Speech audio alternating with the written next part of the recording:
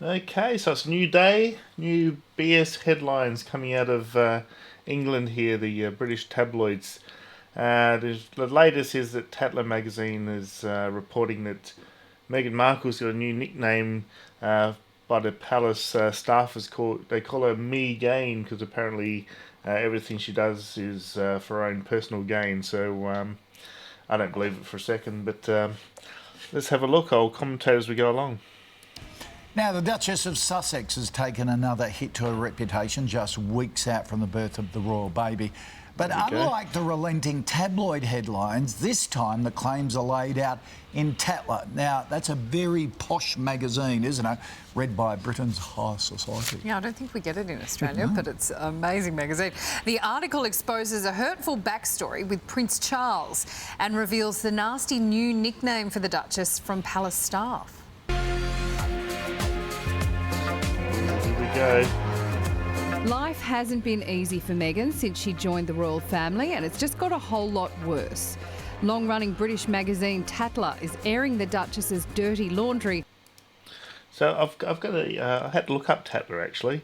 So I'll just grab. I've just got my browser here, and so Tatler magazine. Apparently it's been around for a while. It's was first introduced 3rd of July 1901. So this is it's like almost a 120-year-old magazine. So you'd sort of think that they'd have like reliable sources and everything, but it sounds like they've just gone down the old tabloid route, hasn't it? It's just it's pretty sad that it's not even a reliable source of magazine that's been around this long.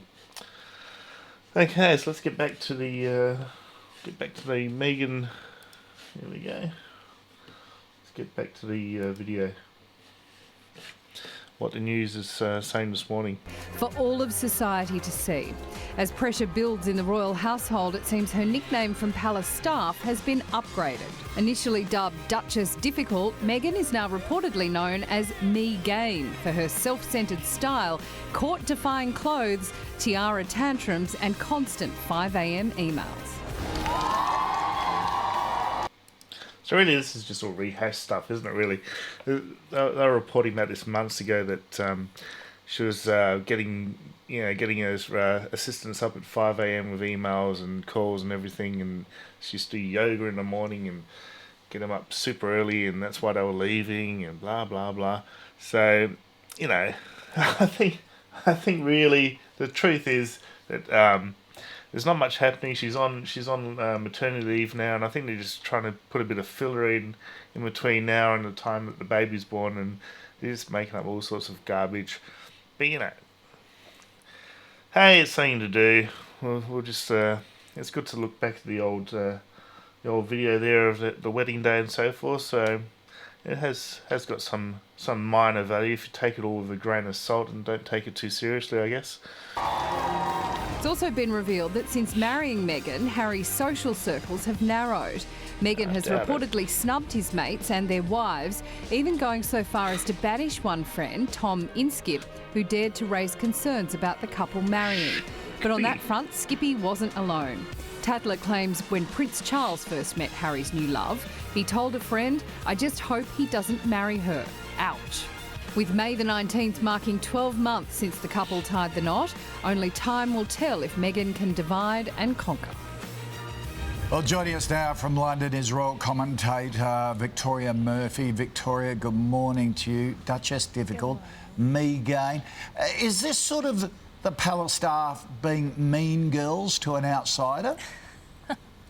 Well, yeah, I mean, as you say, some of these narratives have taken hold, but actually I do think in many cases unfairly so. When it comes to Me Gain, it's not very catchy, and I have to say that I haven't been able to corroborate this with anyone. I've spoken to people, I've spoken to someone who said it's not correct, that name is not used. And I think there's a sense among some of slight bafflement as to where this has come from. Yeah, it baffles me too. Any ideas? Write comments below. Where do you think this is coming from? Are they just people just spending all day coming up with nicknames for her, and I don't know. They just have like thought groups in the morning, and I don't know. I don't know where this stuff comes from. I just report it, as I said. I just report it, and I've been doing commentary lately and just giving my opinion on how much rubbish is coming through and what I think is correct and what's not. So, all right.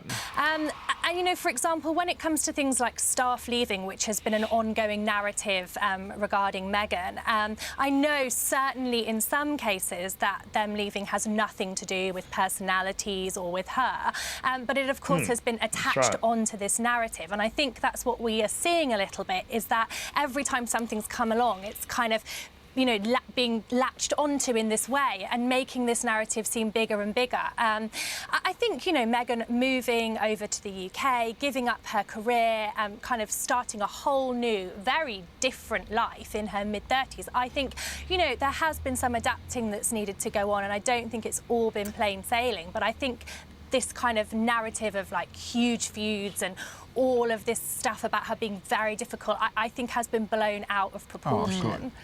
Right, because Tatler magazine claims to know the upper class of England very well. They once ran a story with the title, "Help, I Inherited a Castle." So they know the upper classes of England, and everyone is saying that all the friends of the royal family, all the social circles are reading this and believing it. So how could they write, why are they trying to have a go at her? How can they write this stuff if it's not true?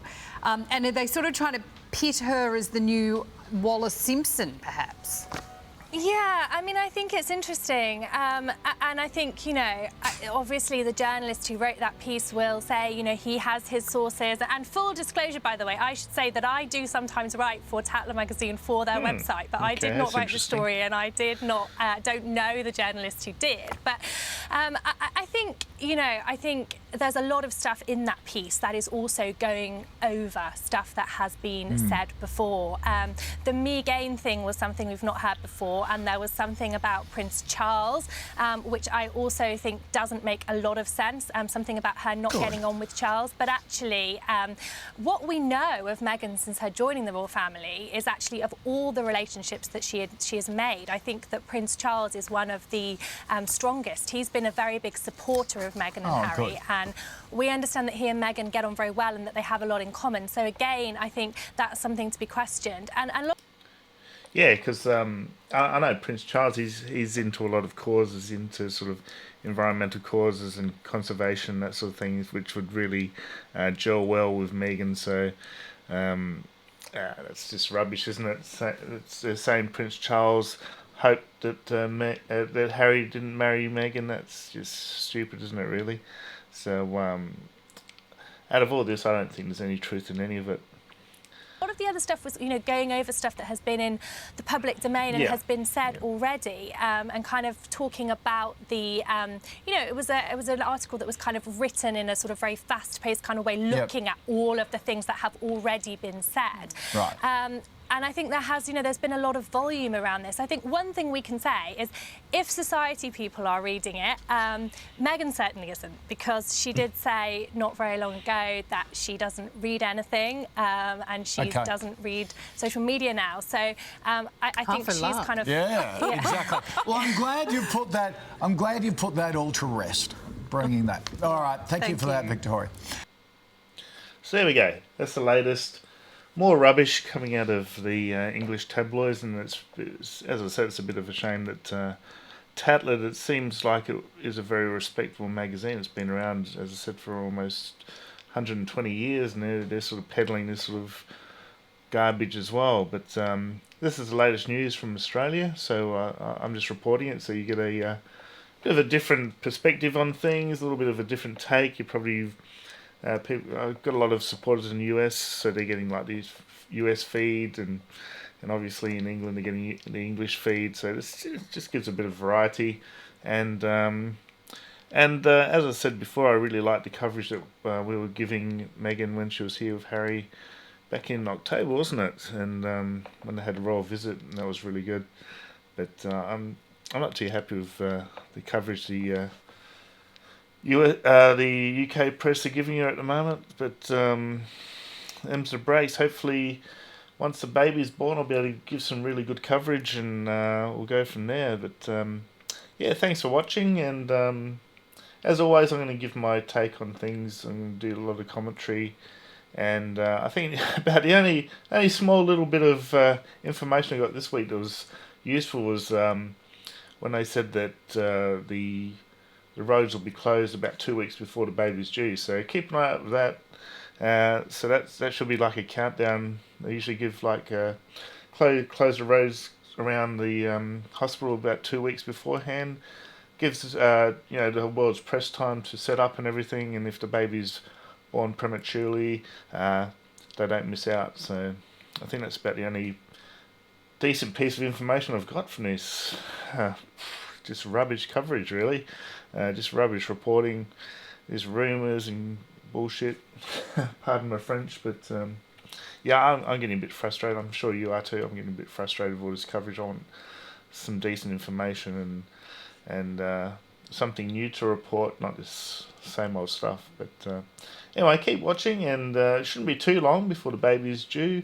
Probably looking at about 4 weeks, I'd say. That's my guess. I reckon the end of April the baby will be due, but we'll see how we go. They've been talking like 2 weeks. I don't think it's going to be 2 weeks at all.